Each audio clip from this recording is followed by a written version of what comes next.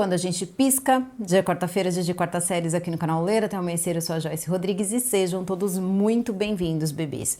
Hoje eu vou trazer finalmente pra vocês, vocês já me pedem há algum tempo essa série, eu tava dando uma ensaiada, vendo se dava pra trazer a série, devido também ao conteúdo, mas hoje é dia de trazer então a série Narcosatânica. Essa série, ela tem uma história complexa, ela está em espanhol na Max, em 3 episódios, tem legenda, porém ela é uma série muito tensa, muito intensa. Também em alguns momentos a gente vai perceber o quanto a polícia também ajudou a fantasiar e como algumas coisas parece que continuam funcionando da mesma forma. Então, fica aqui comigo, aproveita, deixa o like de vocês logo agora no começo do vídeo, que é bastante importante. Também verifica a tua inscrição, teu sininho de notificação.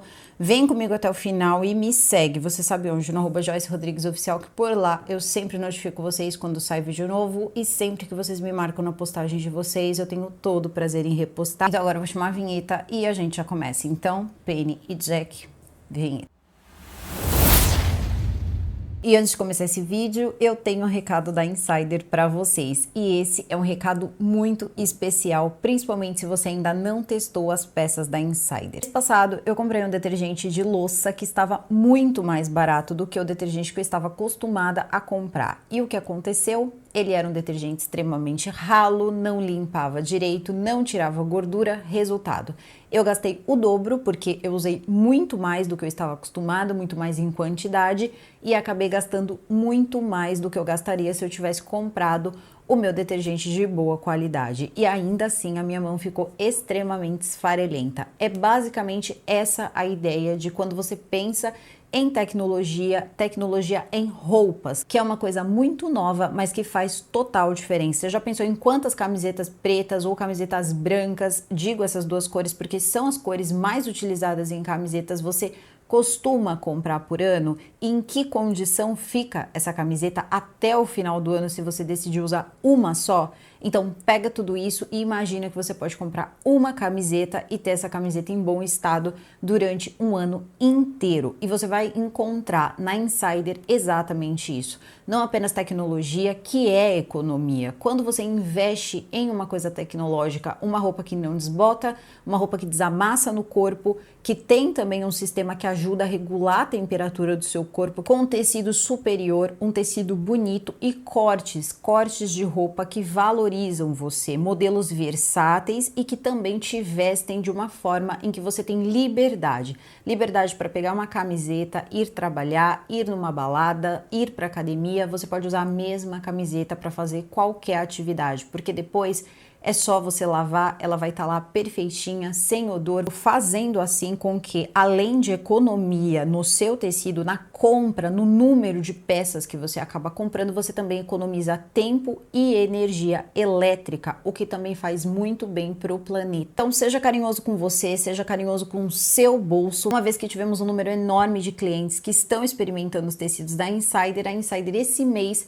trouxe uma surpresa, uma grata surpresa aqui para o canal, que é para clientes novos. Então, se você ainda não experimentou os tecidos da Insider, você ainda não experimentou a sua tech t-shirt, a sua camiseta da Insider, o momento é agora. Ela está liberando 18% de desconto, muito mais do que na Black Friday. É um descontão se você for um cliente novo. Então é só você usar o meu cupom de desconto. Você vai entrar nesse link que tá aqui no comentário fixado e no box de descrição. Escolher as suas peças, usa o cupom Joyce. Ativa mais para você participar dessa experiência e entender essa diferença. A diferença é que as pessoas que usam Insider já conhecem e por isso não abandonam a marca. E não é porque eu citei a blusa preta e a blusa branca que significa que são essas as únicas cores que tem, não. A Insider tem diversas cores e também tamanhos. Os tamanhos eles vão do P ao XGG. Se você já é cliente da Insider, usando o meu cupom você tem 12% de desconto e se você ainda não é cliente da Insider e for a sua primeira compra, você vai ter 18% de desconto em todo o site. Agradeço a Insider pela confiança e por você que está aqui me assistindo. Então agora vamos começar esse vídeo.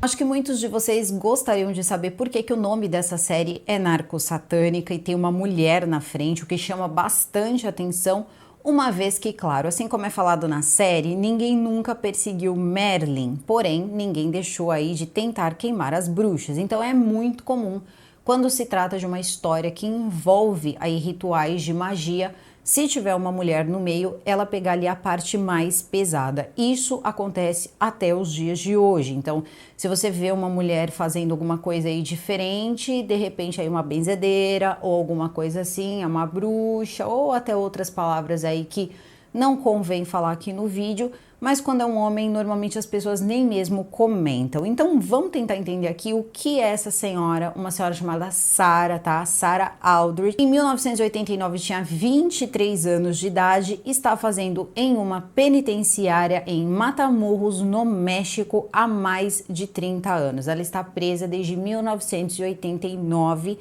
e a gente vai entender tudo o que aconteceu com ela. Sem contar que, mesmo que muitas coisas que eu conte aqui para vocês acabem impressionando, assim como a impressionou também, a gente também precisa entender que, assim como no Brasil, muitas coisas foram colocadas na conta de é ritual, né? Então tudo que aconteceu aqui é ritual, vamos prender o bruxo, assim como teve o pânico satânico estadunidense, também tiveram em outros lugares. E estamos falando de uma época, a época dos anos 80, onde a polícia do México era uma polícia descrita pela própria polícia como sendo uma polícia extremamente truculenta e descrita pelos jornalistas como sendo, assim, quase uma barbárie. Então isso é extremamente importante da gente pensar que eles estavam procurando não apenas um rapaz desaparecido, mas um rapaz americano desaparecido.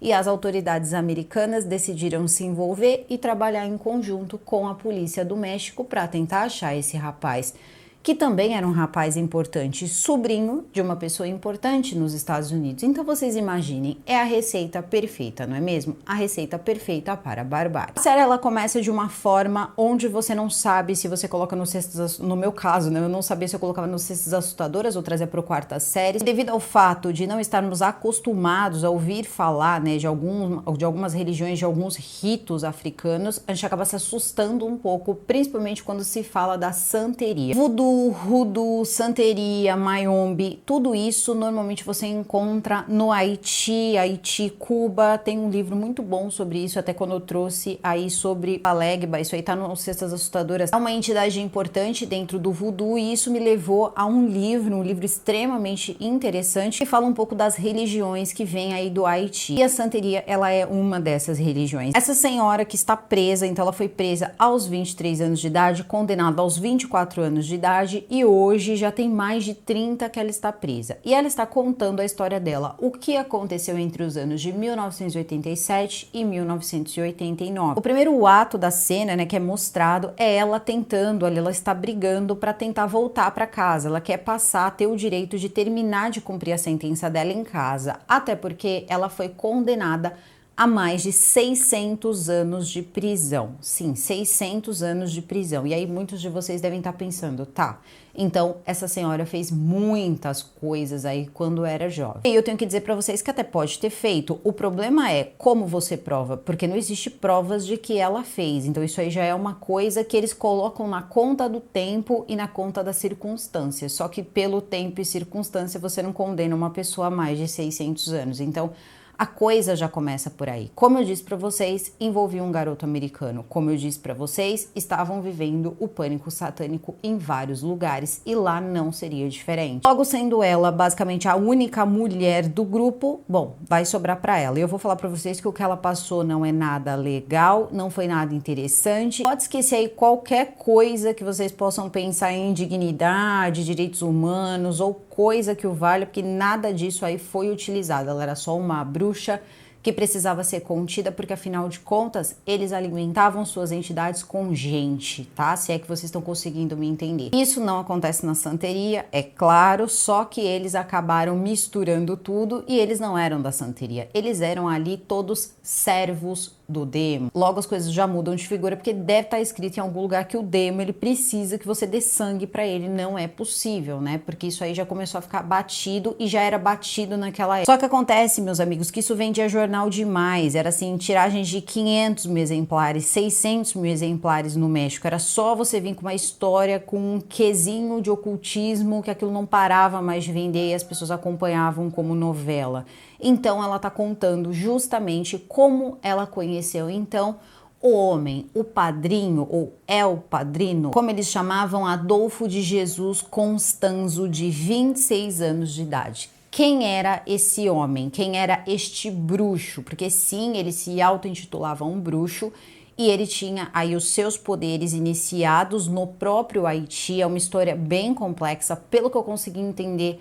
Ele era de linhagem mesmo, linhagem que era da santeria. Esse rapaz, ele era um americano cubano, então ele era um americano e cubano que passou pouco tempo assim entre países, foi mandado para o Haiti. Quando nasceu, ele foi apresentado na santeria, então iniciado, basicamente protegido até ter idade o suficiente de ser iniciado na santeria. Vocês estão vendo a foto dele aqui, eu vou tentar não colocar muitas fotos, mas as fotos mais antigas eu acho muito interessante, então tem a foto dele aqui e as outras fotos, como por exemplo dos oficiais e tudo mais, eu não vou colocar por nojo, tá? Porque esse tipo de gente é nojenta, então sinceramente eu não tenho problema com os santeiros, eu tenho um problema com esses policiais que têm esse tipo de ação que nós vamos encontrar nesse documentário. E aí é que tá a riqueza do documentário. É quando a gente encara as coisas como elas realmente são. Eu não tô dizendo pra vocês que Adolfo Constanzo era uma boa pessoa. Não, ele realmente era um grande bruxo, ele foi iniciado, ele era um príncipe Mayombe.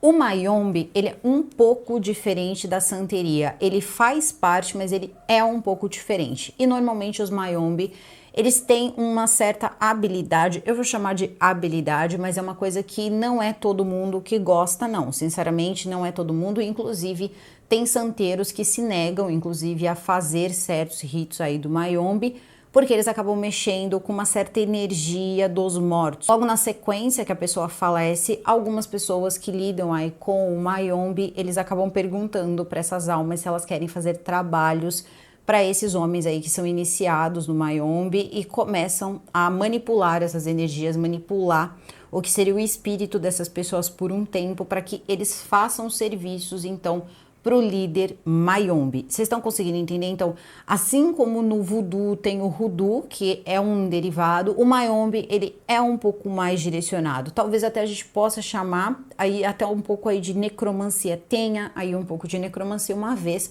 que você lida com pessoas aí que são recém-falecidas, principalmente ali recém-falecidas.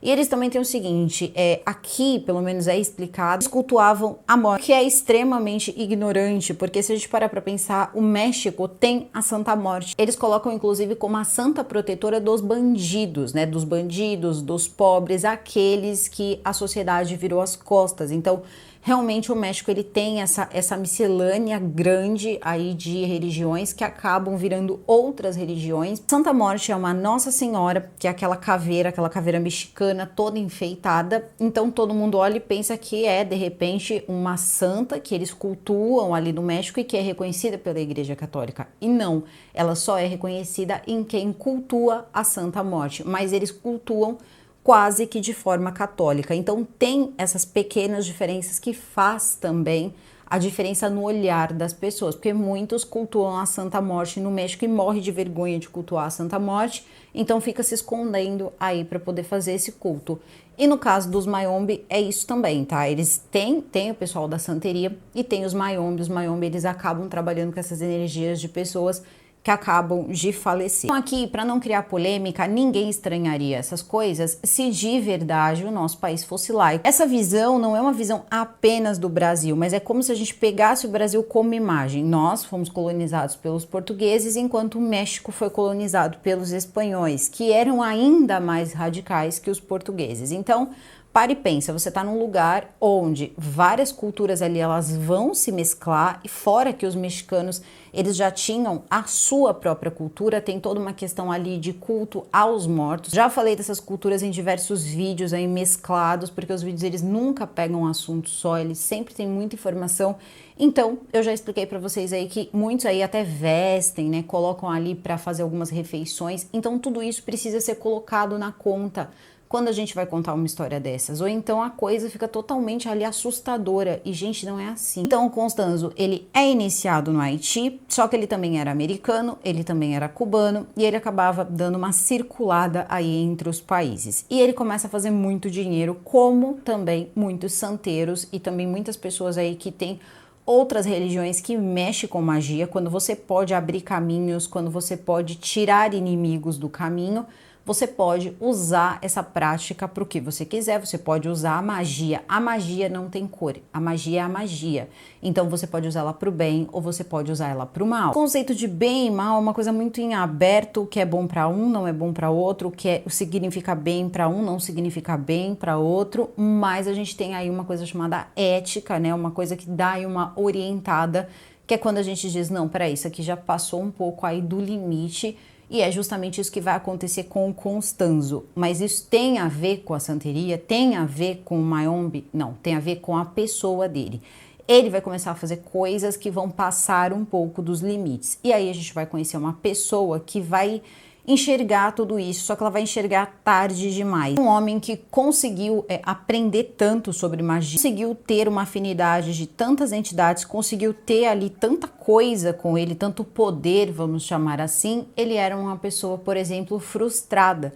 Por trás de todo aquele poder, todo aquele eu posso, todo aquele eu mando, tinha uma pessoa extremamente frustrada, uma pessoa que era bissexual e tinha medo de seus afilhados, porque era assim que ele chamava as pessoas que ele passava a cuidar, como por exemplo, tá, um pai de santo cuida de seus filhos. Seria basicamente isso, o padrinho cuida dos seus afilhados. Então, ele precisava mostrar uma força muito maior, ele precisava mostrar que ele era extremamente forte, e ele achava que mostrando que ele era bissexual, que na maioria das vezes, tá, ele era mais até para rapazes do que para moças. Ele tinha muitos casos ali com rapazes, só que sempre ali sem assumir esses rapazes. Então ele não se assumia. Ele tinha muito medo que as pessoas soubessem disso, e só uma pessoa talvez soubesse disso, além das pessoas, óbvio, que ele acabava se relacionando, que era uma moça chamada Sara. E o mais engraçado assim dessa história, porque você vai ver muito essa questão de Estados Unidos, México. Então eu não vou ficar me perdendo em cidades. Vou falar Estados Unidos, México, porque assim fica bem mais fácil, porque nós estamos falando de um lugar bem de fronteira, onde nas férias os jovens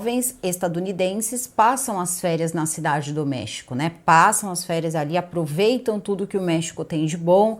Aquela velha cena que a gente costuma ver em filmes, né? Vamos passar uns dias no México. Então seria basicamente isso, enquanto muitas pessoas que moravam no México estudavam nos Estados Unidos, iam para a universidade nos Estados Unidos. E a coisa, ela vai começar a ficar preocupante, ela vai começar a ficar perigosa quando um garoto, um rapaz, na verdade, chamado Mike Kilroy, ele passar uns dias no México e não voltar. Ele vai desaparecer, ele vai estar com amigos, ninguém sabe o que aconteceu, mas ele não volta para casa. Ele era sobrinho de uma pessoa importante, e essa pessoa importante, ela vai lá e conversa com as autoridades estadunidenses e diz, olha, o meu sobrinho não voltou e eu queria saber o que aconteceu com ele. Ele foi para o México, ele não voltou, os amigos dele ainda estão lá. E aí eles falam o seguinte, bom, a gente vai ter que falar com as autoridades mexicanas para conseguir encontrar, abrir uma investigação, algo nesse sentido aí, para ver se a gente encontra o seu sobrinho. Era um rapaz muito jovem e estava desaparecido. Que é aquilo, quando chega uma autoridade estadunidense no México, no ano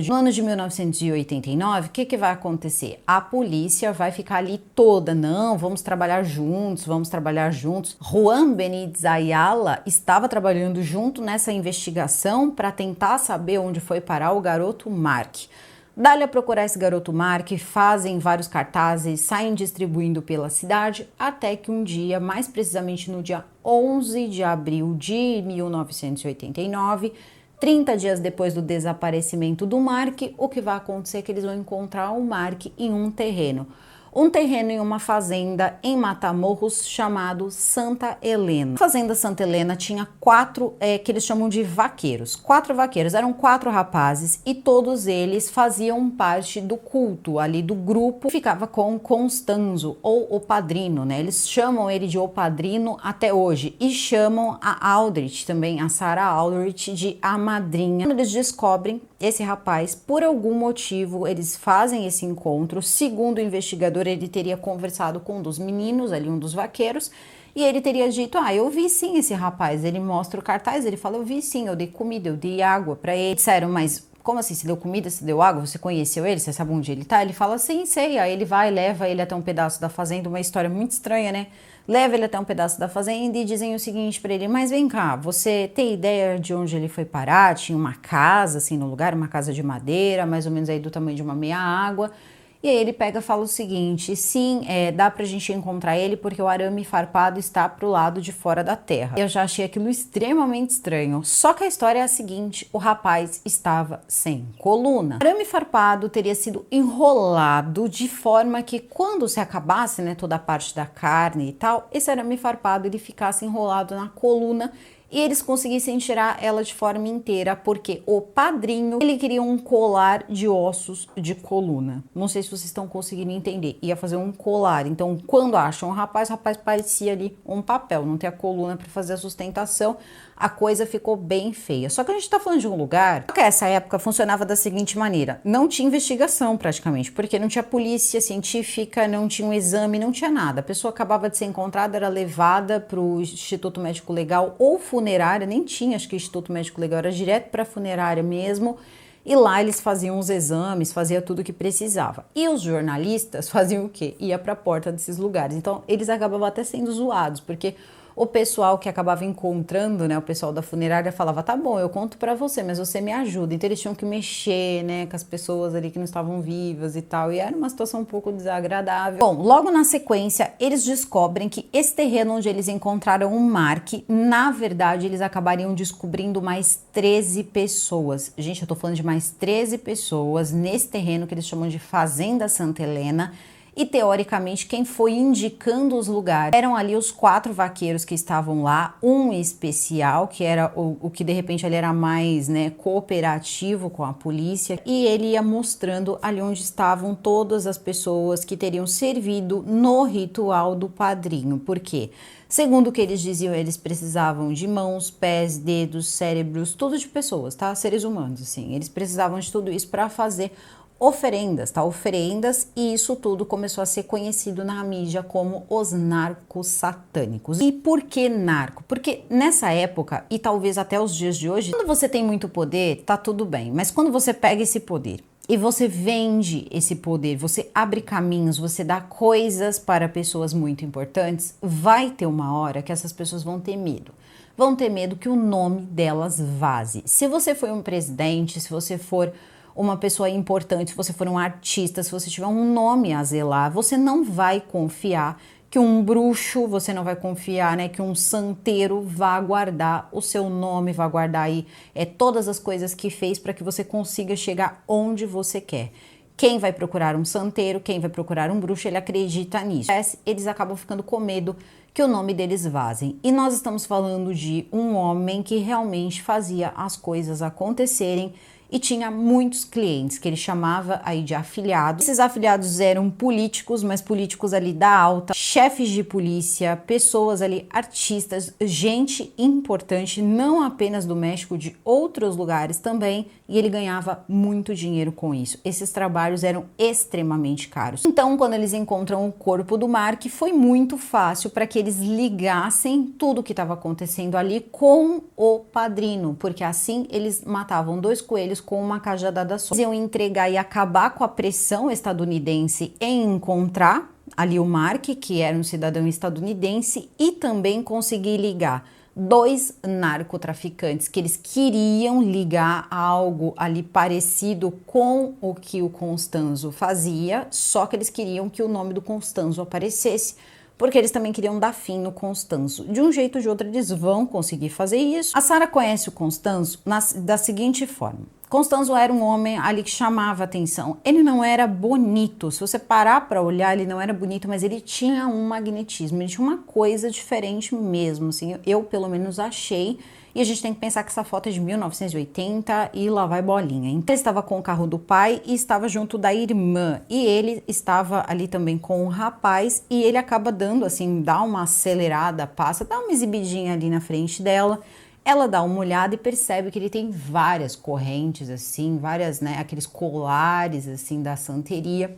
Ela chega pra ele e fala pra ele o que ele fazia da vida, e ele diz que ele era bruxo. E inclusive esse é o meu negócio. Eu ganho muito dinheiro sendo um bruxo. No início ela ficou até um pouco assustada com aquela informação, só que ela era uma menina que ela estudava muito, ela estudava nos Estados Unidos, ela já estava na universidade, e um dia ela estava recebendo uma aula, acredito que era de antropologia ou alguma coisa assim, de crenças, de cultos, de outras religiões, de outros países. Ela acaba ouvindo a palavra bruxos. E esse homem, né, esse professor, ele acaba dando ele descreve um pouco o que depois ela acabou conversando com o Constanzo, e o Constanzo disse que ele lidava com a santeria, que ele era um santeiro. E quando ela escuta o nome santeria, ela começa a perguntar mais para o professor e ela fica muito interessada. Nesse dia, eles decidem dividir o grupo para fazerem trabalhos e ela acaba pegando o tema religião. E ela, por já estar conversando com o Constanzo, porque foi conhecer o Constanzo e começar a ser amiga dele. Pode ser inacreditável para muitas pessoas, mas eu duvido que os dois tiveram um relacionamento. Eu duvido mesmo. Constanzo tinha por ela era confiança. Constanzo gostava da presença dela, gostava da pessoa dela. Ele confiava na Sara, mas não era amor homem e mulher. Como eu disse para vocês, ele era bissexual, porém ele tinha algumas questões em relação a de repente ser bissexual ser menos problemático do que ele assumir ser gay. O que eles sabiam é que ele tinha uma esposa brasileira, ele também tinha uma esposa que acho que era da Guatemala, alguma coisa assim, e ele também chegou a pedir a Sara em casamento. Ninguém sabe, isso aí ficou no campo da brincadeira. Sara disse, eu não vou casar com você, você tem um monte de gente aí que você ama, porque ele era todo aí, vou ser relacionamento aberto, não tenho relacionamento fechado com ninguém. Vou aqui entrar na vida amorosa do Constanzo, porque esse não é o interessante. O interessante é perceber como eles usaram tudo que o Constanzo tinha e como o ego do Constanzo acabou com ele, fez até mesmo ele se tornar um homem fraco. Por quê? Conforme ele vai conversando com a Sara, ela percebe que realmente o negócio dele faz muito dinheiro. E a Sara começou um curso basicamente com ele. Não é um curso, tá? Não tinha coach, não tinha esses cursos nessa época, não. Ela começa a trabalhar com ele e aprender. E ela passa um ano ali só trabalhando com ele, fazendo as coisas junto com ele. Então ela aprendeu a lidar com ervas, porque eles também usam muitas ervas. Começou a lidar com tudo, ela tinha um pouco de aflição, é usado sim animais na santeria, normalmente com duas, ali eles usam uma galinha, em grandes situações, aí eu nem sei se na santeria também, mas acredito que sim, eles usam de 4 patas, é o máximo aí que eles acabam fazendo. Então assim, não gente, não tem pessoas, eles usam animais, tá? Agora se tem pessoas que fazem com pessoas, aí já é uma outra coisa, aí já é uma certa distorção aqui, né, na cabecinha. E o que dá medo, né, o que dá medo no Mayombe? O Mayombe, que justamente é o que ele começa a fazer, que é uma coisa um pouco mais aí pesada, eu tenho que dizer que o Mayombe é um pouco mais pesado. Se você for afilhado, né, de um padrinho, seu padrinho é Mayombe, eles acabam tendo como se fosse um mapa seu, um mapa todo ali de você, né, um mapa que é feito de um jeito ali, como se fosse várias setinhas de ossinhos e tal, e ele tem um jeito de, por exemplo, se você trair ele, ele vai descobrir. Então, ele começa a tomar conta dos afilhados dele, saber o que tá dando certo, o que tá dando errado, de acordo com aqueles desenhos que acabam se tornando até, se você parar para pensar, não deixa de ser até mesmo um pouco de sigilo, parece aqueles desenhos de sigilo, porque se você acessar aquilo ali, se você conseguir entender o que está acontecendo com aquele sigilo, você consegue acessar como se você acessasse a consciência daquela pessoa. Então você já tem mais ou menos uma ideia se aquela pessoa está indo para o lado bom, para o lado ruim, se tem alguma coisa ruim para acontecer com ela, entre outras coisas aí que são particularidade. É mais desconhecido que a santeria para muitas pessoas, que é o Mayombe. Eu não vou ficar aqui usando o nome dos deuses do Mayombe, tampouco acho que isso é legal, acho que tem deuses que são tão antigos e tão sérios que é melhor a gente não ficar chamando, tá? Porque isso aí pode se tornar até uma coisa de ser respeitosa, até porque o que fizeram com ele não foi uma coisa nada legal e o que atribuíram também a isso também não foi uma coisa legal. Então a gente precisa ter um pouco de respeito com a religião das outras pessoas também. Na minha opinião, o limite é o crime e aqui, sinceramente, não dá para você ter certeza se aconteceu qualquer tipo de crime, pelo menos não para o Mayombe ou para a santeria. Se ele é um santeiro criminoso, aí são outros 500. Vocês estão conseguindo entender? É a mesma coisa que você pegar o padre, você pegar o pastor, você pegar o rabino, que faz aí algum tipo de atividade ilícita, e aí não é a religião, mas sim o camarada que está agindo de forma errada. Sara então se torna basicamente ali o braço direito do Constanzo e começa a tomar conta ali das contas e tudo mais, porque entrava muito dinheiro. Ele tinha um quarto na casa dele, ele tinha uma casa muito grande no México, e a parte de trás ela era toda feita de vidro. Atrás daquelas portas de vidro tinha vários cofres, ele tinha ouro, ele tinha muita coisa, porque era assim, ele atendia todo tipo de gente, como eu disse para vocês, artistas, políticos, pessoas influentes, pessoas importantes, qualquer pessoa ali com muito dinheiro, ele acabava atendendo, fazia serviços. Então, se a pessoa queria tirar alguém do caminho, a pessoa conseguia tirar. E ele fazia coisas, e que é possível, sim, como eu disse para vocês, magia não tem cor. A pessoa, ela sabe fazer magia. O que ela vai fazer com a magia é problema dela. E aí é ela com ela, porque também tem os devidos castigos e as devidas pagas que a pessoa tem que fazer quando acaba fazendo mal a um ser humano. Então, existiam situações, por exemplo, que assustaram a Sara. A Sara conta que viu uma cena e, caramba, aqui no Brasil muitas pessoas aí já podem ter visto algo parecido com isso. Porque eu já escutei uma história muito parecida, extremamente parecida, que é de você transformar a pessoa em um sapo. Tem a questão toda de você ouvir, né? Vou colocar o seu nome na boca do sapo e tal. E essas coisas todas. Mas tem uma que se escuta muito, principalmente quando se fala de santeria, de uns grupos que, de repente, tem ali uma pessoa que vai mexer com uma coisa muito pesada, ou também essa pessoa fez alguma coisa de mal e acaba recebendo isso em troca também, que é a questão toda do sapo, da pessoa acabar virando sapo. Então, tem uma situação que é contada que assusta bastante quando a Sara conta o seguinte, que um dia ela estava conversando com o Constanzo, um afilhado dele, afilhado, leia-se, tá? Qualquer pessoa que acaba estando ali ligado a ele, ele passa a cuidar daquela pessoa. Então aquela pessoa não pode beber, não pode usar substâncias ilícitas, não pode fazer diversas coisas ali. Ele também era muito chato com isso. E se fosse necessário, depois que ele perdeu um pouco o controle, ele eliminava aquela pessoa que estava mexendo com coisas erradas. Ele era uma pessoa muito contraditória nesse ponto. Só que esse homem, ele acabou tomando o rancho, tá? O rancho que era desse afilhado dele.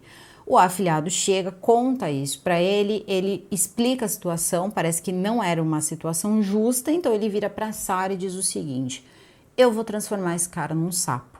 A Sara, naquele momento, dá um pouco de risada, porque a Sara, ela era dividida entre os Estados Unidos e o México, então ela tentava ainda olhar aquilo com... Às vezes eu acho que ela tinha momentos de um pouco de descrença. Então a Sara vira e fala assim, como assim você vai transformar ele num sapo? Não tem como transformar uma pessoa num sapo. Ele diz, eu vou transformar ele num sapo, você pode acreditar que eu vou transformar ele num sapo.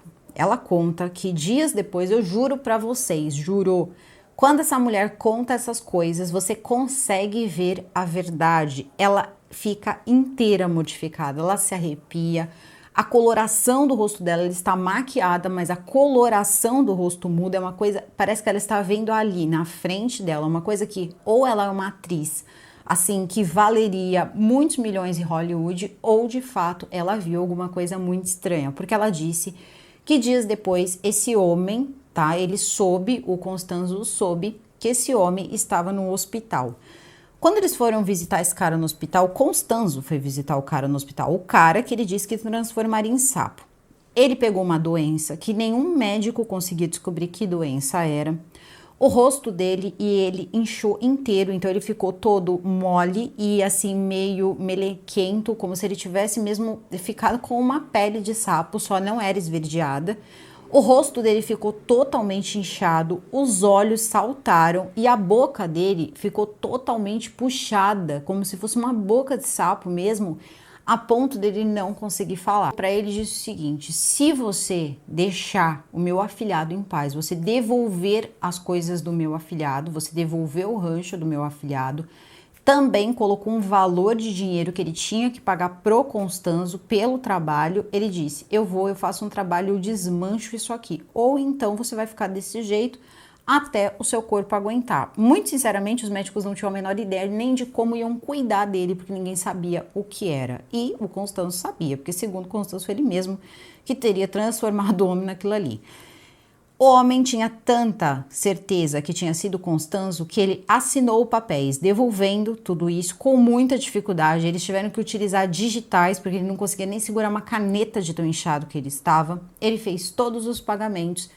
Dias depois, ele estava indo para casa porque o Constanzo foi lá e quebrou a magia que ele tinha feito. E vem uma outra coisa. Para você poder exercer determinada religião, você precisa ter uma iniciação correta. No caso, esse aqui, o Constanzo, ele foi iniciado, eu vou usar a palavra iniciado que fica mais fácil, tá? Mas tudo tem um nomezinho ali bem corretinho.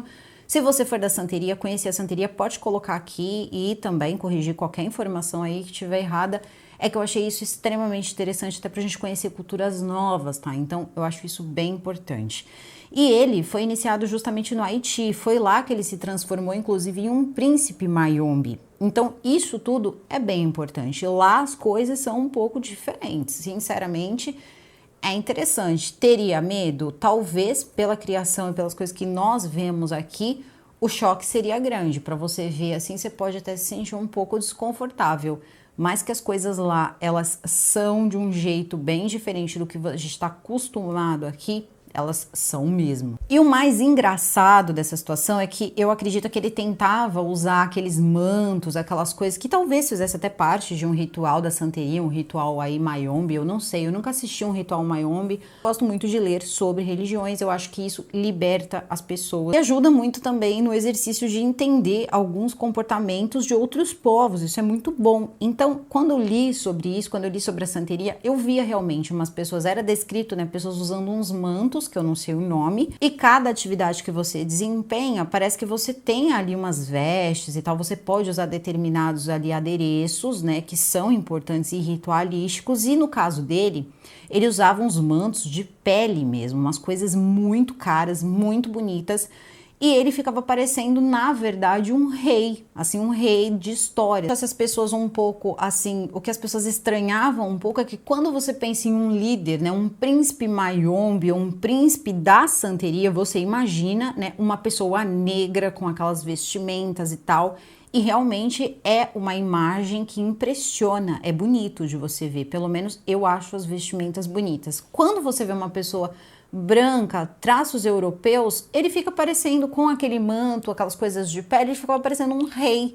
Então era uma coisa assim que ficava meio fantasiosa quando você via as imagens, não era aquela coisa que impunha um respeito religioso. Mas isso tem ajudado muito na vida dele, tem ajudado muito nas conexões de vida dele, porque ele conseguia transitar em diversos lugares, ele era muito bem educado, ele era branco, então ele tinha acesso a pessoas com muito mais poder aquisitivo e ele ainda era bom na hora de fazer ali os trabalhos dele. Então ele foi tendo cada vez mais clientes importantes, clientes que ele acabava chamando de padrinho, mas a gente sabe que em certos momentos funcionava mesmo, era como cliente. E a Sara no meio disso aí. Só que aí as coisas começaram a pegar um pouco mais, ele começou a elevar, né? Ele começou a levar a coisa para um outro nível. Ele acabou fazendo ali aquele trabalho e tudo mais. E aí veio também a questão dele explicar para Sara e fazer a iniciação da Sara. E a Sara conta como é uma iniciação e é realmente chocante. Ao mesmo tempo assim que ela disse que foi um dos melhores dias da vida dela, eu achei bem chocante. Eles ficam dias em um lugar, demora dias para ser preparado e querendo ou não você acaba sendo selado por um espírito da morte. Esse espírito ele vai caminhar com você, você vai alimentar, cuidar desse espírito e é realmente um espírito da morte. Só que em nenhum momento você oferece pessoas para ele, não. Vai gerando na cabeça das pessoas um medo grande. Sinceramente, até a Sara tinha um pouco de medo. Isso é normal, a gente teme normalmente o que a gente não conhece. Isso é totalmente normal. Só que acontece que ela foi iniciada, então ela também fazia parte ali da religião. Ela também era uma iniciada que foi iniciada por um príncipe Mayombe. O que eu não sei, tá? Se alguém entender, me explique, por favor, eu não consegui entender se quando ela foi iniciada, se o ritual de iniciação que você faz, esse que eu contei pra vocês, que você acaba, né, fazendo esse, vamos colocar aí, você acaba sendo protegido por um espírito, que seria um espírito também da morte, isso é da santeria ou é Mayombe? Eu gostaria muito de entender aí essa parte, desculpa a minha ignorância, eu tô me esforçando bastante para não fazer confusão aqui, tá bom? E Joyce, é verdade que essas pessoas falam com os mortos? Eles não falam com os mortos, é um pouco mais complicado. Parece que depois de um tempo que você acaba de perder a sua vida, você ainda tem como se fosse uma energia ainda que paira ali em você, tá falando a grosso modo aqui com vocês. E quando você pega um líder, por exemplo, no caso dele, né, um santeiro, depois tem a questão toda do Mayombe, dependendo do bruxo, dependendo aí do feiticeiro, ele consegue não aprisionar, não é uma coisa assim também. Eles pedem, tá? Eles vão ao cemitério e começam aí de lápide em lápide perguntando ao morto, a essa energia, né, como se fosse uma energia que ainda não foi totalmente, se aquela energia quer trabalhar para ele. Agora, se é feito algum acordo, aí eu não tenho autoridade para contar para vocês, eu não tenho sabedoria, não tenho conhecimento, tá? Mas eles perguntam se de repente aquela energia quer trabalhar para ele. E qual é esse trabalho? Normalmente não é coisa boa. Ele tinha os afilhados dele, então, por exemplo, ele queria informações. Então, às vezes tinha ali um espírito que queria... Um espírito, porque nem é um espírito, na verdade, é uma energia mesmo, tá? Acaba entrando, talvez, aí até na categoria de uma necromancia, porque você tá lidando, sim, com os mortos, com a energia dos mortos. Então, você vai fazer perguntas ali para ele pode responder para você e talvez ali você fique alimentando ele acabe também se alimentando com o ego, eles usam muita cachaça, eles usam muito charuto, tem muita coisa também que pode alimentar, de repente, um espírito que se alimenta desse tipo de vício, então ele fica ali como se fosse também meio escravizado. Então, eles também dão uma escravizada aí nesses espíritos e eles vão fazendo coisas, como, por exemplo, abrir caminhos. Então, eles vão ali como se fosse ali o funcionário, vamos colocar aí, o funcionário do líder Mayombe ou do líder santeiro, tá? Ele acaba sendo aí este funcionário e assim por diante. Isso tudo foi assustando um pouco a Sarah. Só que aí é o seguinte, né, meu amor? Poder é poder e você pode dar dinheiro pro homem, mas quando você dá poder pro homem, aí a coisa fica complicada. E no caso do Constanzo tinha influência, o Constanzo tinha poder e o Constanzo tinha dinheiro. Então o Constanzo não tinha limite para absolutamente nada. O Constanzo tinha os afilhados dele. Se um deles estivesse aprontando demais, ele ia lá simplesmente e eliminava aquela pessoa da face da terra. E não tinha uma pessoa que se levantasse contra o Constanzo. Tanto que eu só fui me tocar que esse homem tinha 26 anos no final da série. Eu achei que ele era bem mais velho, até pela quantidade de coisas que ele já tinha feito. Então, ele realmente tinha ali já uma boa história dentro da magia, uma história bem complicada dentro da magia. E Sarah tinha 22 anos de idade, de 22 para 23 anos, e ela foi vendo tudo aquilo, ela disse que ela se apaixonou pelo poder dele, ela disse que aquilo tudo deixava ela eufórica. Eu imagino, com essa idade, você cheio de vontade de conhecer coisas novas, aquela curiosidade, aquela coisa toda, de repente você se vê nesse meio, de repente você se vê vendo tudo isso acontecer. Eu imagino que tenha sido uma experiência e tanto. Só que ele acabou meio que se apegando a Sarah. A Sarah trabalhou um tempo também fazendo coisas básicas ali, ela nunca se aprofundou muito, só que ele tinha a Sarah como família, então ele gostava muito da Sarah. Mais uma vez, Sarah tinha número de conta, Sarah sabia tudo da vida dele. A Sarah talvez fosse a única pessoa que soubesse dos namoros que ele tinha com rapazes. Ele não contava isso pra ninguém. E sabendo de tudo isso, a gente precisa pensar no seguinte. Teve uma época que ele começou a se descontrolar. Em 1 ano e 7 meses tudo isso aconteceu. Então você também tem que pensar que você está lidando com uma mente que acabou se perturbando sério com o tempo. Ou ele já era uma pessoa que de repente se engrandeceu muito rápido com os poderes dele, com as coisas que ele aprendeu a fazer, e ele acabou se tornando uma pessoa aí arrogante, sem muita empatia e de repente bem problemática e tóxica também. Ele poderia ser tudo isso e ainda assim ser um ótimo feiticeiro, tá? Uma coisa não exclui a outra, não é excludente. Então, o que aconteceu foi que a Sarah começou a ver os comportamentos dele, começou a achar esses comportamentos um pouco aí violentos. Então, como ela sempre ia para a faculdade, ela tinha momentos que ela ficava com ele, tinha momentos que ela estava nos Estados Unidos, ela estava estudando, outros que ela estava com os pais. Então, isso tudo era uma coisa transitória na vida dela, até o dia que o corpo do Mark foi encontrado. E detalhe, as sessões, as coisas que aconteciam, os trabalhos eram feitos na casa dele. O máximo que eu vi eles falarem que ia para algum lugar fazer alguma coisa era o cemitério. E no caso, quando eles encontram o corpo do Mark, eles encontram nessa fazenda, Fazenda Santa Helena. Só que acontece que em nenhum momento você escuta que ele esteve na Fazenda Santa Helena, ou que ele tinha um galpão, ou que ele fazia isso num galpão. Aliás, não dá nem para você imaginar ele em um galpão, tá? Porque a gente tá falando de um cara que tinha, assim, um quarto de ouro, sabe? Tinha cheio de coisas de ouro que o povo ia dando pra ele, pedras, ele tinha dinheiro em várias e várias contas diferentes aí pelo mundo, ele tirava dólar no México, então a coisa toda era bem grande, tá? Ele ganhava muito dinheiro e há quem diga aí que, bom, muitas pessoas se elegeram em alguns países aí com os trabalhinhos dele. Talvez ele também tenha ganhado muito dinheiro na proteção de narcos. Sim, tá? Tenha ganhado muita proteção com os narcos. Isso acontece muito, tá? Principalmente alguns aí que as pessoas... Até outro dia eu tava vendo um documentário onde a pessoa, ela teve, né? Ela passou por um ritual, eu não tenho certeza se era Mayombe, onde você pode fechar o corpo, e ninguém tá falando de uma coisa como a gente escuta aqui no Brasil, não, de energia tal, não, é de proteção mesmo, não há que... Sabe aquelas pessoas que você escuta, ah, fulano tomou, sei lá, 30, né, 30 pipoco, não aconteceu nada? Então, seria basicamente isso que acontece. Então, essas pessoas, elas procuram esses feiticeiros para que fechem aí o corpo. Então, é um ritual, inclusive, bem doloroso, porque a pessoa, ela coloca locais ali específicos onde ela tem pontos vitais, e é feito um ritual ali que é doloroso, mas a pessoa depois, aconteça o que acontecer, a pessoa não acontece nada com ela. Mas quando pegamos aí esses países aí um pouco mais diferentes, aí a gente escuta cada uma aí que você fala, caramba, que história incrível, né? Que coisa muito maluca, assim, você para, eu fico assim pirada com essas histórias. Ele pode falar o que for, até a Sarah talvez não tivesse tanto conhecimento, nem por tempo, tá? Ela nem teve tanto tempo assim de contato com ele para ter tanto conhecimento, mas talvez aí sim ele ajudasse alguns narcos aí na proteção e tudo mais, e a gente sabe que esses narcos, eles dão muito dinheiro, tá? Isso em qualquer lugar, inclusive quando a gente tá falando, por exemplo, de máfia italiana, vocês não têm ideia de quem ganha muito dinheiro. Sim, a Igreja Católica, o Vaticano, não tem castigo pior para um mafioso do que ser excomungado da Igreja Católica, porque essa é a crença dele. Vocês estão conseguindo entender? É uma questão de crença. Então, para ele, é absurdo você ser excomungado. E eles dão muito dinheiro, sim, para a igreja. A igreja é suja por receber? Não, a igreja não é suja por receber. Só que ele sente a necessidade de dar essa oferta. É como se fosse assim, eu vou me limpar dessa forma. E no caso, não. No caso dele, ele está pagando um serviço e esses serviços custavam muito dinheiro, mas muito dinheiro mesmo.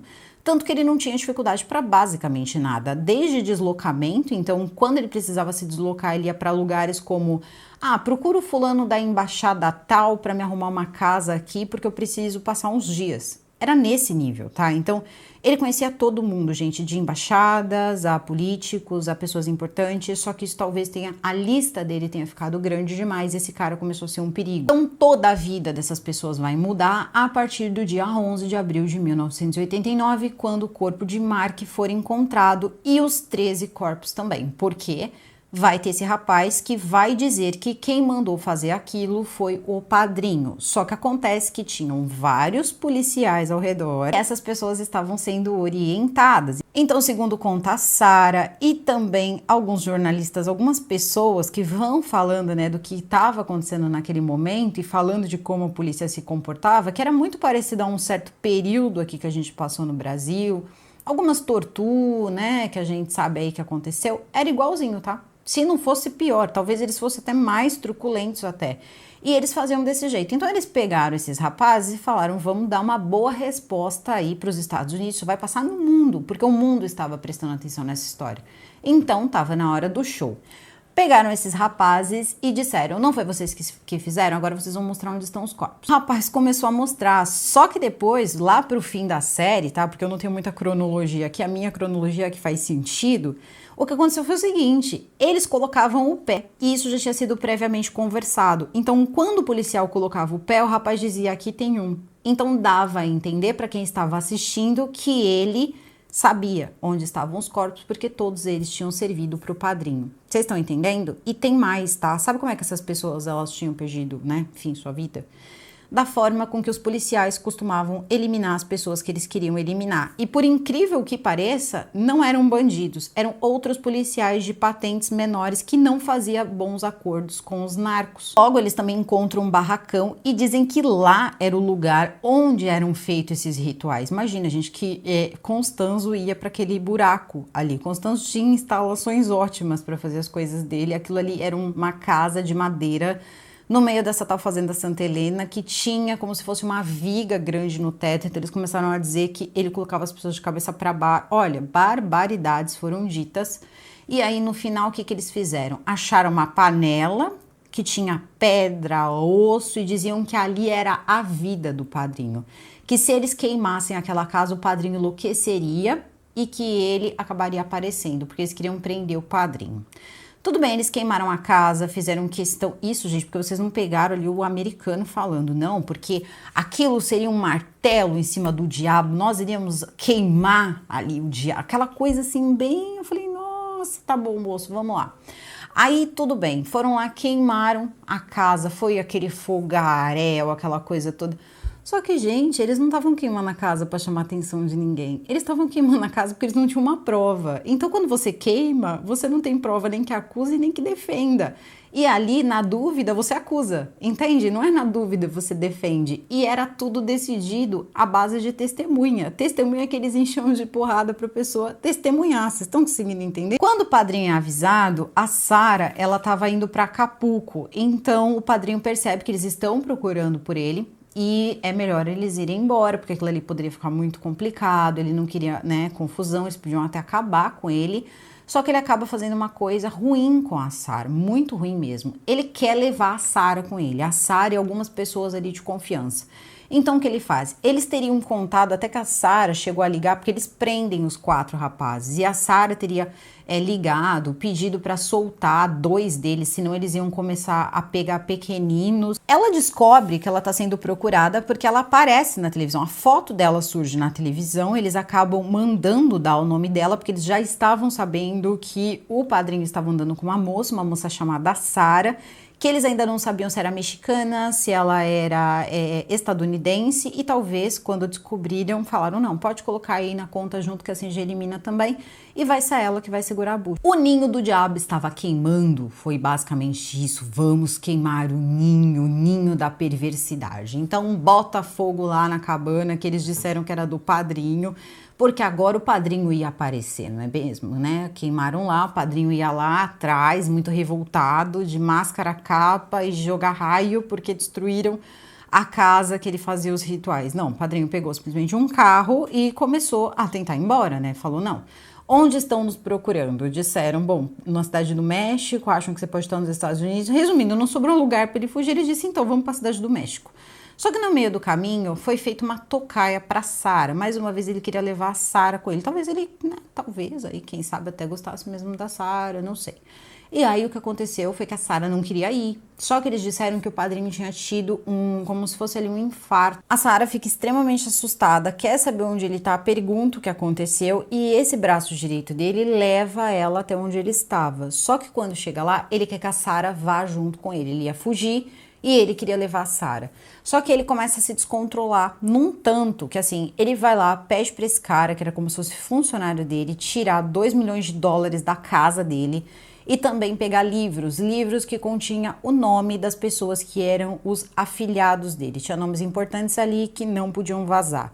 Tudo isso é recolhido. O que acontece é que eles vão fazer um rolê danado, vão dar voltas por vários lugares, vão para várias cidades, eles vão ficar quase uma semana na estrada. Coisas vão se intensificando pro lado da Sara no quesito violência, porque ele começa a ficar um pouco agressivo com a Sara, depois isso tudo começa a piorar, até que ela se vê presa, ele acaba saindo, ele diz que ele já estava num apartamento a essa altura do campeonato, um apartamento na cidade do México, a polícia toda atrás dele, todo mundo atrás dele, e aí o que aconteceu foi o seguinte, ele amarrou ela e disse pra ela que ele ia procurar um cirurgião plástico que ele ia mudar o rosto. Só que nesse meio tempo aí, ela se vê numa situação muito difícil. Ela teve algumas oportunidades de ligar, né, para pedir para alguém tirar ela de lá, mas ela não o fez. E naquele momento já era tarde demais, ele já estava muito maluco, a polícia já estava fazendo um cerco, até que ele volta e diz que ela está muito pálida, que ela estava muito sem cor e fala que ela precisa dar uma caminhada. Lógico, ela passou dias na cama, então ela precisava dar uma caminhada e ele manda ela começar a varrer o quarto. Nisso, ela não sabia mais o que fazer e ela disse, ele vai acabar com tudo, porque ele dizia sempre que ele não ia se entregar, que ele não ia ser preso, porque Ele tinha nome de pessoas, que aquilo era impossível de acontecer, e se acontecesse seria uma tragédia, ele não ia deixar acabar daquele jeito. Ela encontra um envelope, e quando ela acha esse envelope, ela escreve um bilhete como se ela tivesse sido levada por ele, entende? Sequestro mesmo. Então ela escreve lá que se a polícia entrar, vai encontrar eles lá, que ele estava lá, que o ajudante dele estava lá, ela traiu ele, joga aquele papel pela janela porque ela não quer morrer, ela não quer que nada aconteça com ela, então ela quer ir embora de lá. E um rapaz que estava fumando cigarro na parte ali de baixo, na calçada do prédio, acaba pegando esse papel e de repente o prédio está todo cercado. A coisa ficou intensa. Eles começaram ali como se fosse se entregue, ele não queria se entregar e troca de coisa para lá e troca de bala para cá. E foi aquela situação toda, ela se abaixou, ela falou que não sobrou um vidro, não sobrou nada. Eles não olharam para o apartamento, saíram atirando para qualquer apartamento, foi uma coisa assim horrível, até que eles conseguiram entrar no lugar. Então logo que eles entram em uma porta que tinha uma escada e ela estava esperando bem próxima ali e diz: por favor, eu sou a Sara, me ajuda, eu sou a moça do bilhete. E aí eles começam a proteger a Sara no começo, e atrás dela tava o rapaz ali que ajudava o Constanzo. E o Constanzo ainda tava naquela situação toda, as debalas ali com as pessoas, né, com os policiais que estavam no lugar. Só que aqueles policiais tinham uma missão, e a missão era apagar o Constanzo de qualquer jeito. Só que aquilo estava sendo filmado, então ia ser um pouco mais difícil. Só que a questão foi a seguinte: eles levam a Sara direto para a delegacia e nesse caminho ela descobre que o policial entrou no quarto e quando ele entrou no quarto, ele descobriu o Constanzo e o amigo dele, ali o braço direito dele, sem vida. Inclusive, né, o próprio rapaz lá, o próprio Constanzo, assim, as calças, e parece que a história foi a seguinte: parece que ele teria pedido para que o amigo fizesse isso com ele e ele faria aquilo com o amigo para que eles não fossem presos, assim. Só que tinha apenas uma 9mm que é da polícia, então assim, a coisa não fazia o menor sentido em 1989, não faz o menor sentido até os dias de hoje. Conta-se inclusive que um deles poderia ter 16 disparos, então é uma forma estranha de repente você eliminar o seu colega porque o outro tá pedindo, né? Mas tudo bem.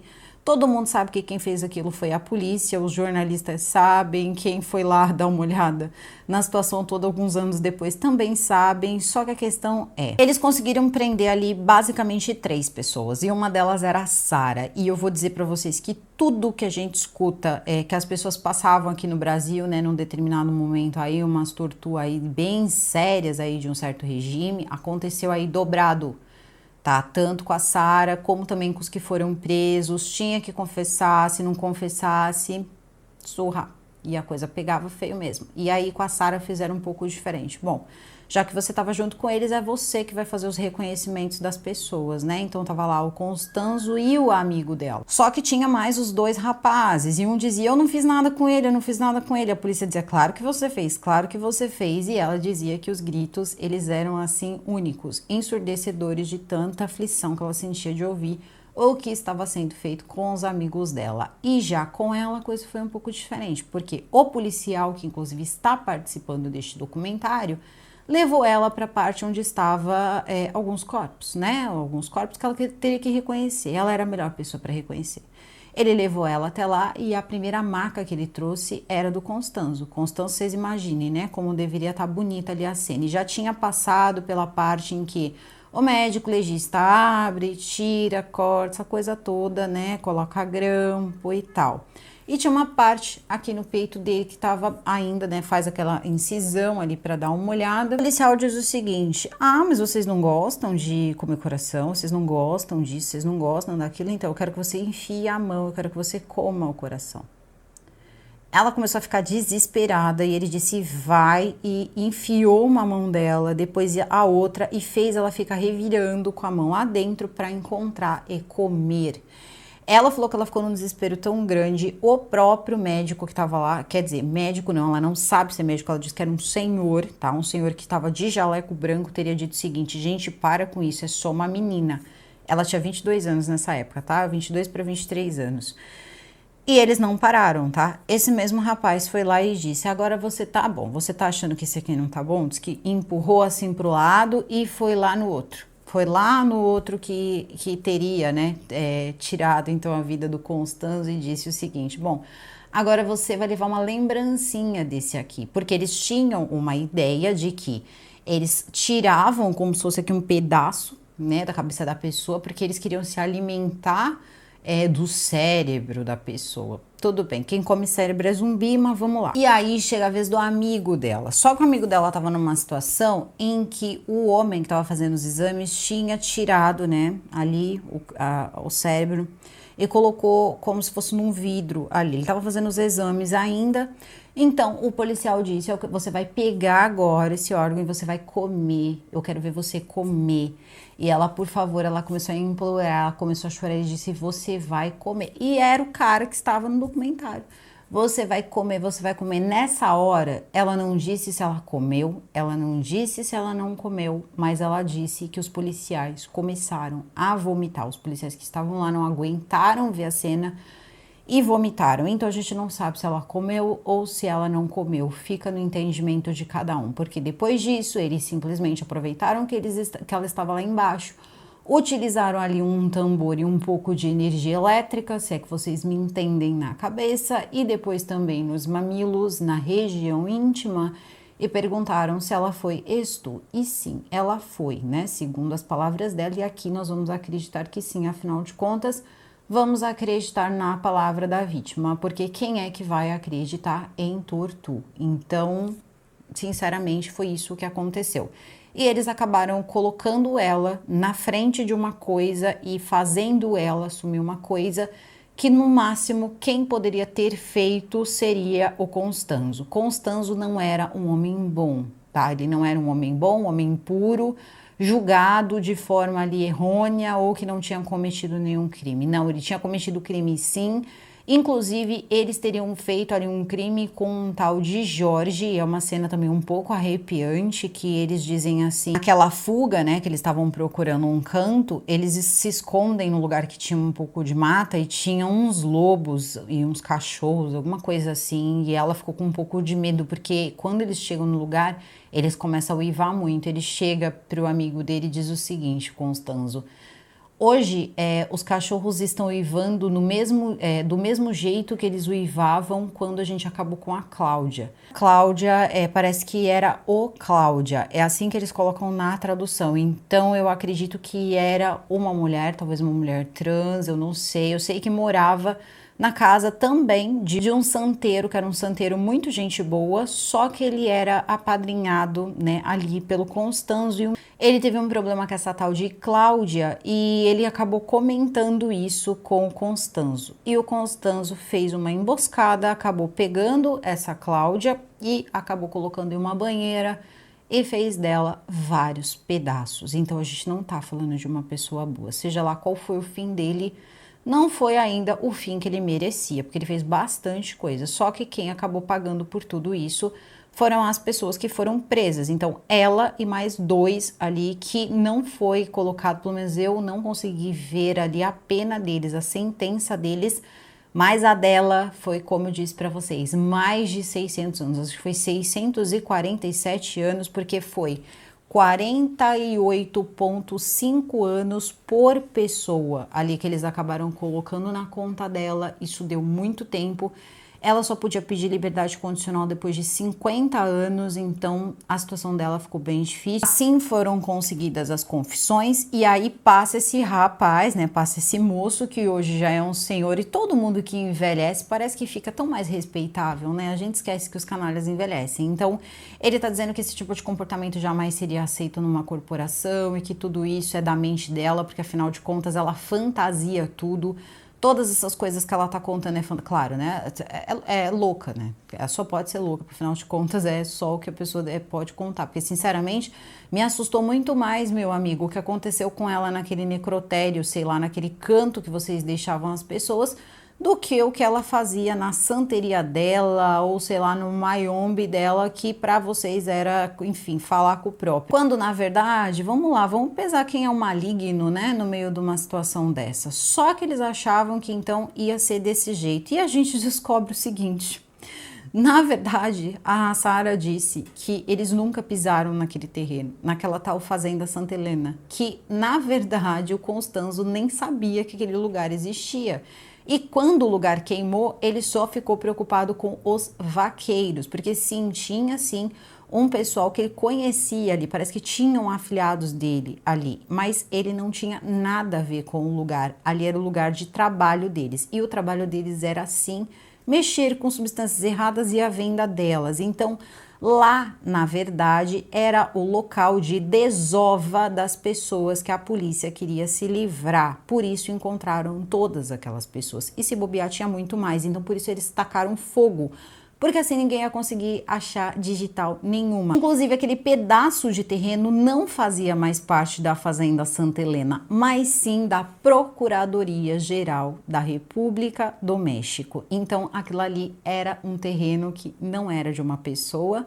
Eu acho que vocês conseguiram entender. E ali só tinha policiais, os corpos, as pessoas que foram encontradas eram pessoas de patentes baixas, pessoas que cometeram algum erro na hora de pegar sua propina, de receber o seu dinheiro, ou aborreceu, fez alguma coisa para um superior, acabou sendo descartado lá, precisavam dar uma resposta para os Estados Unidos e não queriam que essa questão toda viesse à tona, né? Essa questão toda de como a polícia se comportava naquele local e naquela época. Então, foi o nome do Constanzo que entrou ali. Isso faz do Constanzo bom? Não, não faz. Ele era um bandido, sim. Ele se transformou em um bandido. Ele era um bandido porque ele era um sacerdote mayombe ou porque ele era um santeiro? Não, ele era um bandido porque ele era um bandido. Do mesmo jeito que a Sarah poderia ser uma bandida por ser uma bandida, e as pessoas que colocaram eles na cadeia também são bandidos, porque o que eles fazem, isso é coisa de bandido e da pior espécie. Até as unhas da Sarah foram retiradas, se é que vocês me entendem. Então, quem faz esse tipo de coisa é a escória. Então, também tem o bandido e tem a escória. Parabéns, eles conseguiram ser piores, eles são a escória. E aí, a preocupação de todo mundo era a seguinte, né? A preocupação era encontrar o caderno que tinha o nome das pessoas. E, claro, Constanzo tinha isso. E esses cadernos desapareceram durante as investigações. Aliás, tudo desapareceu nas investigações. Depois, a Sarah tentou ainda pagar, né? Depois que veio um pouco de tecnologia, alguma coisa ali que pudesse ajudá-la, ou, sei lá, não ajudá-la, mas nunca conseguiram encontrar nada, nenhuma pista, nada. Todo o processo dela, os 600 anos que ela acabou pegando, foi a base de testemunhas, inclusive da própria polícia, o que é, assim, mais triste. E aquele americano lá se achando no documentário, eu vou arrasar no documentário desses mexicanos aqui.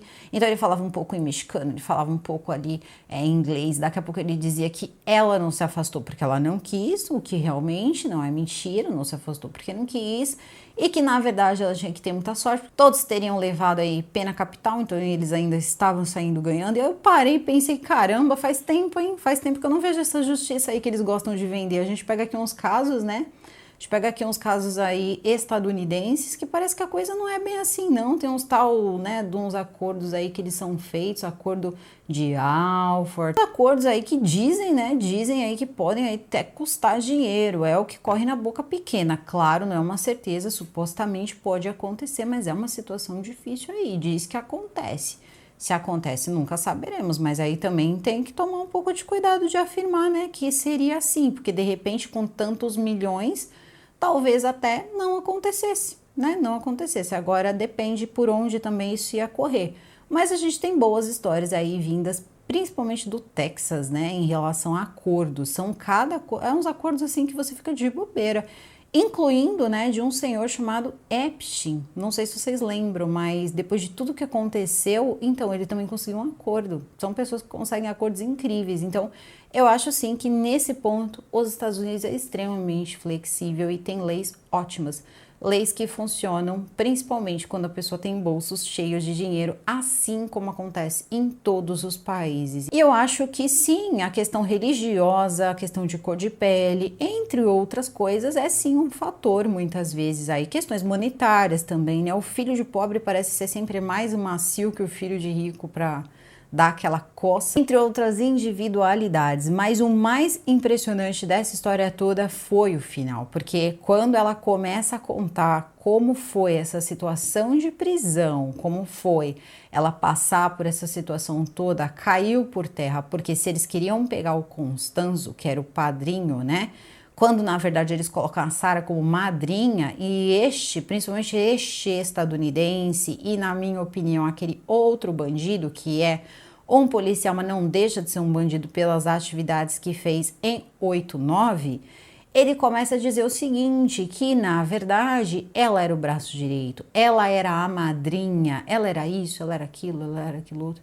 Meu Deus, eles estão falando de coisas religiosas. Se ele estava falando de tráfico, se ele estava falando dessas coisas, então ele devia ter feito uma investigação para pegar essas pessoas. Mas ele sabia que ele não ia poder fazer isso, porque ele não estava preparado para acabar e de repente tendo que tentar prender o chefe dele, porque aí ele acabaria na Fazenda Santa Helena, né? Então, assim, é só ligar 1+1 se vocês tiverem paciência e esquecer a parte que muita gente se incomoda porque fala da santeria, todo mundo já fica meio assim, de repente, meu Deus, o cara virou um sapo, e ela conta também como ele se transformava, ele ficava ali meio que com um aspecto estranho, isso assusta as pessoas e as pessoas acabam invalidando todo o contexto de uma série incrivelmente boa, porque por incrível que pareça, os narcos satânicos são conhecidos em diversos países do mundo e essa história é contada e recontada, principalmente em lugares onde existe o dito cinturão da Bíblia, onde essas pessoas continuam levando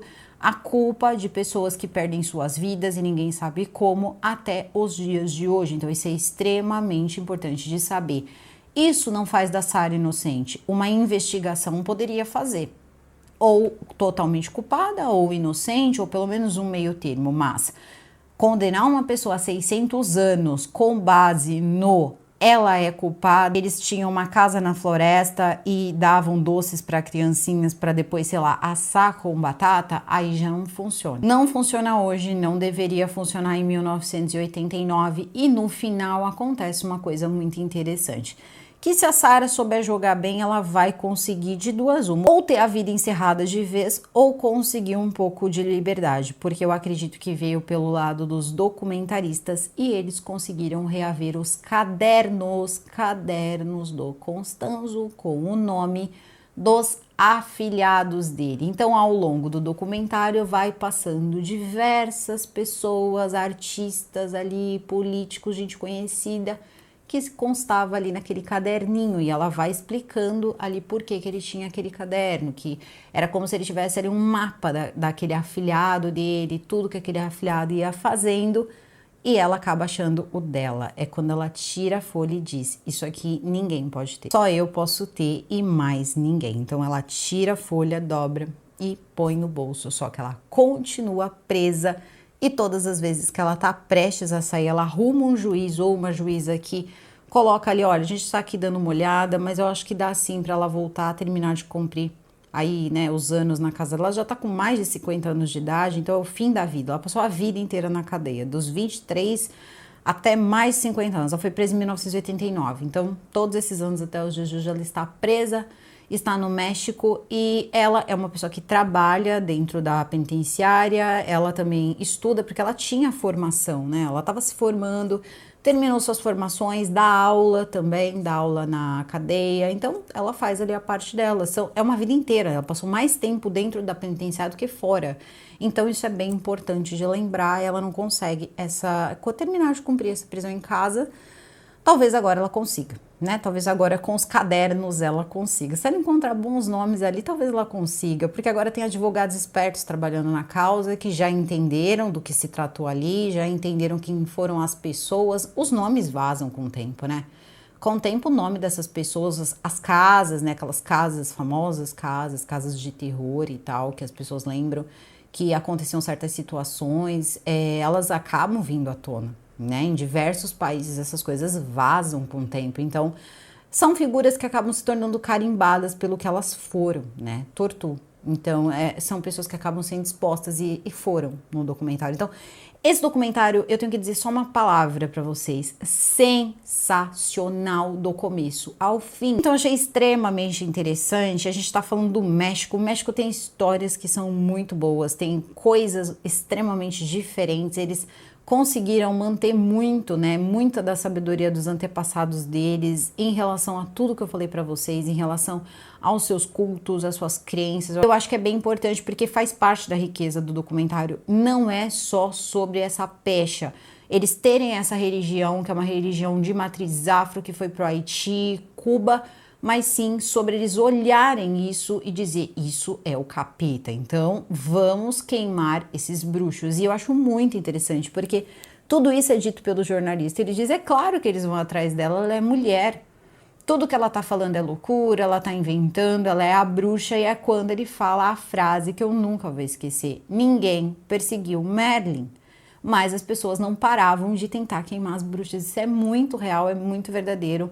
Então achei assim sensacional. No final ficou muito explícito que essa prisão dela é uma prisão de contenção. Vamos calar a boca dessa mulher, porque se ela falar, a gente tá ferrado, principalmente sobre as coisas ali que ela acabou passando na mão da própria polícia. Então, sim, o outro era maluco, era, mas as coisas que ela passou, ele nunca estou ela, tá? A polícia sim, então complicado. Claro, é a palavra dela, mas eles também condenaram ela a 600 anos à base da palavra, porque o testemunho nada mais é do que a visão de uma pessoa que pode estar enviesada, né? Então, a gente tem que pensar também que, sabe, as coisas elas precisam ser equiparadas. Se você condena com base no que é dito, você também pode acusar com base no que é dito, e é o caso dela. Então, ela não tem como provar, aconteceu quando ela tinha 23 anos de idade, e eles não têm como provar que não aconteceu, porque eles também fizeram quando ela tinha 23 anos de idade. A diferença é que ela tá numa cadeia e vai ficar pro resto da vida se ela não conseguir uma brecha, né, que talvez aí ela consiga com um documentário ou não, dependendo aí dos nomes que tiverem nesse caderno, mas eu torço sim para que dê tudo certo e que ela consiga pelo menos passar os últimos anos aí da vida dela em casa, tranquila, até porque ela vai para uma prisão domiciliar e não para ficar solta, uma vez que ela, né, pegou 600 anos. Então, o máximo que ela vai conseguir é isso, que pelo menos ela consiga isso. Em relação aos demais, eu realmente não consegui perceber o que aconteceu, não consegui entender. Mais uma vez, é um documentário complicado, mas pelo que eu entendi, eles estão presos até os dias de hoje, porque ela diz que ela e os companheiros dela, ela e os amigos estão presos até hoje. Então, eu acredito que eles ainda estejam vivos. Tomara aí que eles consigam, né, também uma liberdade, mas no caso, ela foi condenada a esse tempo. Eles eu não sei, porque eles atribuíram todos, tá? Todas as pessoas que foram encontradas, quem pagou por essas pessoas foi ela. Ela é a bruxa, ela é a madrinha, ela era a amante, tá? A amante do Constanzo. Constanzo, que em uma página de diário contava a vontade que ele tinha de desaparecer para ele poder ser quem ele realmente era e ter ali o tipo de amor que ele queria ter e não precisar mais fingir e viver uma vida amorosa de mentira. Ele estava falando no tocante de precisar se relacionar com homens de forma escondida, e ele conta porque ele estava cansado de ter que mostrar força, virilidade, e se ele vivesse a vida que ele queria viver, ele não teria esse respeito. Então ele tinha vontade de sumir. Isso porque ela era amante dele, tá? Sendo que ela já tinha falado que até um ex-namorado dela eles enfiaram no meio dessas 14 pessoas. A gente sabe que essas cabecinhas, né? Essas cabecinhas que tem probleminha quando se junta para fazer uma coisa ruinzinha, fazer uma tocaiazinha, sai bem feito. E eles queriam os números de conta, eles queriam o dinheiro, também tem isso, quase esqueci. Eles também queriam o dinheiro dele, queriam o dinheiro do Constanzo, sabia que era muito dinheiro. E tudo que ela passou também tem isso, tá? Essa questão de comer, vai lá pegar, né, a cabecinha do amiguinho lá, vamos dar uma mordida porque eu quero o número das contas. Você mexer com as contas, eu quero o número das contas. Onde tá o dinheiro? Não sei, para cada não sei, vamos lá, né? Vamos, uma unha, um negócio. E ela nunca deu nenhum número porque ela não sabia realmente, tá? Não sabia. E o dinheiro também, o dinheiro que estava com ele no apartamento quando eles acabaram, né, tendo aquelas trocas todas, Ele botou fogo num pouco, no instante ele jogou tudo pela janela. Então vocês imaginem, era aquele bang bang, dólar voando e aquela coisa toda, as pessoas pulando em cima dos dólares, a polícia querendo... Olha, meu Deus do céu, a cena, se tivesse sido filmada, poderia ser replicada em um filme. Se até que já não foi, porque parece que essa cena não me é estranha. Agradeço a todos vocês. Não sei se o vídeo ele vai ser distribuído para muitas pessoas, uma vez que vocês viram que o tema é um pouco complexo, só que a questão é, não vejo tanta complexidade. Pode ser porque nós temos uma plataforma sensível, mas achei extremamente bom porque mostra muitas coisas diferentes que a gente tem que começar a abrir a cabeça, aprender a lidar, né? Aprender a entender e não esquecer que essas coisas existiram. Coloca aqui nos comentários o que vocês acharam dessa série sensacional. Eu achei muito boa, incrível. Obrigado por quem acabou aí me indicando. Difícil de contar, até mesmo pelas questões todas que eu tenho medo de errar. Não gosto de errar quando se fala da crença das pessoas. E vocês têm total liberdade aqui nos comentários de explicar, de falar. Vocês vão ter aqui sempre, só vou enriquecer esse vídeo cada vez mais e me ajudar muito a entender muitas coisas, porque da próxima vez que eu falar sobre, eu quero falar ainda melhor.